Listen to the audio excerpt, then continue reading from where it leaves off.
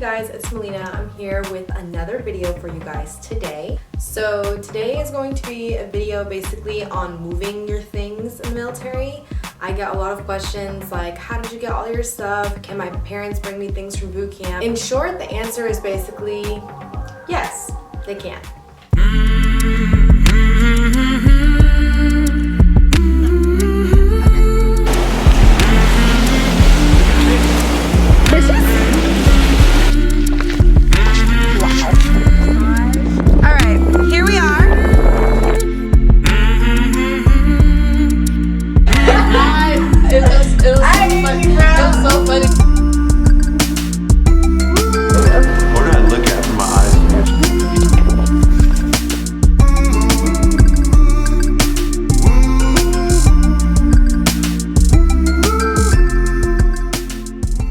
So going into the military or boot camp, specifically for the Navy, this is like my experience with it. I don't know how the other branches work, but I'm pretty sure they work the same for the most part. So you go into your boot camp usually with like the outfit you have on and maybe a backpack full of your things. The reason you probably have that backpack and what's in it is because most people travel.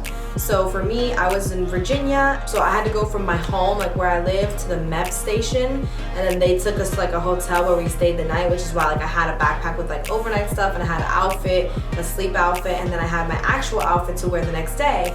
So the next day we woke up, I changed into my outfit. It was winter time, so I had a big jacket and I had my backpack. Then I got to boot camp. When you're in boot camp, if you've ever watched any of the videos, you see they give you everything from your shoes to your underwear, all those good things. And what they do is they make you strip down. Of course, boys and girls are separated, and they make you strip down and put all your things into a box, and you mail that box home. Everything goes in there, from your socks to your underwear to the shoes to the backpack that you had. Anything that's with you, including your phone, it all goes into that box. That all gets sent back to your home address, whether it be your parents' house or an address where you know someone is going to receive your things and take them in, whatever works. Once you get through boot camp, they had told me all boot camp long that we were allowed to have our parents bring us a suitcase, because when you travel military, you get up to like 4 or 5 bags, something like that. Everybody kind of tells me different things. I've never really had an issue. I think the most I've had is 5 bags, and I got to bring all 5 bags. I have had as low as 2, sometimes 3 bags, because I've traveled a few times, and each time I haven't really asked the specifics. I just know that I've gotten my bags for free. I did have only 3 things. When you leave boot camp, you have 3 things. You have your sea bag, which is the green thing that you wear on your back.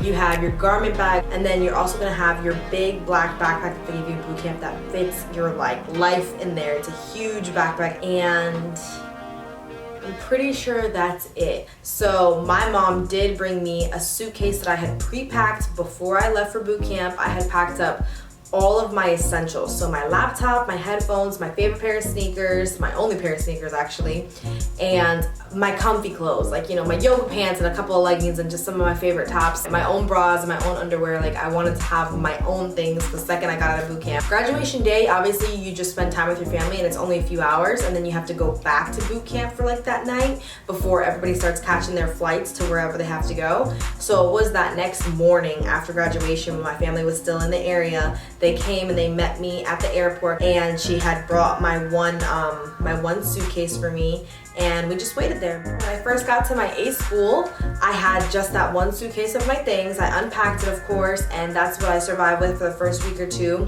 After that, my mom did mail me the rest of my things. So depending on how far your school is from where your parents live or whoever is sending your things live, it can be pretty expensive or pretty cheap to just UPS your stuff over, depending on how much stuff you have too. I got rid of a lot of stuff. I really only had like some clothes, maybe a decoration thing or 2, because I always have loved home decor. So, you know, I have like a jewelry box or, you know, little things that I had that I wanted her to send me, and she did, and it wasn't too expensive. And I did take a trip back home when I was in my schooling, and when I took that trip back home, I went with an empty suitcase, and everything that I had left at home, I was able to pack up in that one suitcase and bring it back over with me. She had mailed me a few things already, so if she hadn't, I probably wouldn't have fit everything in one trip. But because she had already sent me about 2 boxes full of stuff, I went home and visited, and I got that last little bit of stuff. After I was done with school, I took some time again to visit my family, my mom, and I had to take everything that was in my room at my school, which was my entire wardrobe, all my decorations, everything and anything that you could live with. I was in 6 months in Pensacola, which was my schooling, and so from there I had to go ahead and go to Virginia and basically just make sure I didn't leave anything behind in Virginia, make sure that I organized everything that was mine into my 4 or 5 suitcases, whichever it was. And when I was done with that, it was time for me to come to Hawaii. So everything that I've acquired here has now been an addition.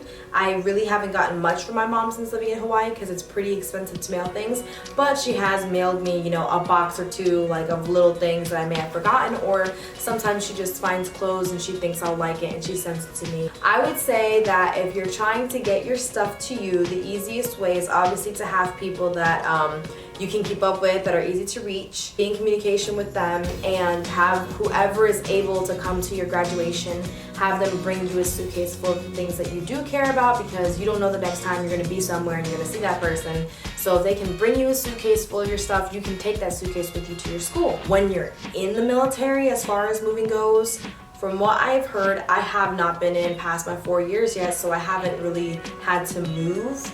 But from the process that I've heard from others, if you stay in the military, so if you re-enlist, they will pay, and you have to move, they will pay for you to basically send your household goods over. For the most part, they work with you and you're able to move basically your entire life, your entire house. People live in houses, you know, not just little barracks rooms, but some people live in their homes and they've been in the military for 4, 8 years, 1, 2 tours, and when it's time for them to move and move states, the military does pay for them to get all their belongings over into wherever it is they need to go. On top of that, they do move your car. So I didn't have a car prior to coming to Hawaii. I actually bought my car out here. I had a car in high school and it kind of broke down, and after that I borrowed my mom's car here and there, and then I shortly after joined the military.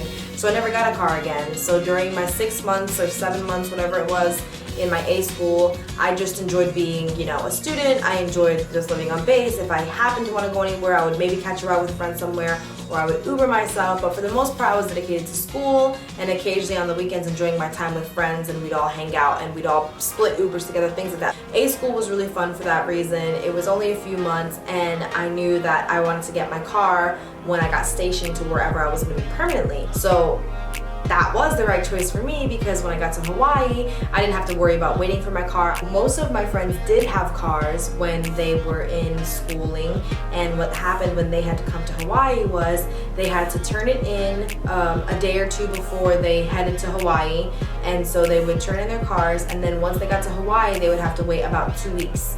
That is also because we're stationed in Hawaii. A bunch of my friends did it, so for like 2-3 weeks, everybody was waiting for their cars, and when they got like this email saying your cars arrived on island, they would get a friend to drive them, and then they'd go pick up their car, and that's it. I'm pretty sure they didn't have to pay anything. I don't know the specifics because I didn't have a car, but for the most part, it was pretty easy. For people who lived, you know, in just a different state, they could drive their own car. So from our school, which was in Florida, if you got stationed in Maryland, you could easily drive yourself to Maryland and you're good to go. I do remember that the military pays for your gas when you travel from command to command. So once you reach your 4-year mark and it's time for you, if you're moving because of the military, they're gonna pay for whatever distance that you travel, whether it be your flight tickets or your gas or whatever it may be, they're gonna pay for that. If you want to make changes to that, like if you have a set flight and then you want to make a pit stop to visit your family in between, then you can do that, but you have to pay the difference. So let's see.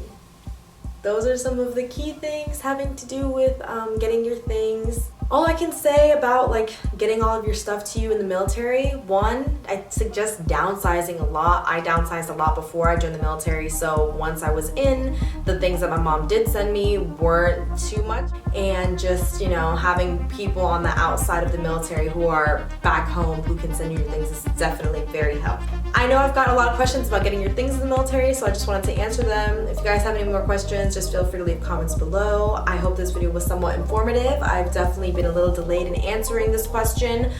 It's pretty simple. You just have a lot of questions when you're not in the military, but once you're in, you find out things work out pretty easily. They fall into place, and you do get your life somewhat back even once you're in the military. You know, I have my stuff, I decorate what I want and all those things, so you know, I still feel super at home in my own room, and I have my things from prior to the military. You don't give it all up, you know? Thank you guys so much for watching. Again, if you have any questions, comment below, like, subscribe, all that good stuff, and I look forward to making more videos that you guys will be interested in watching. Thanks, bye! Can we pretend that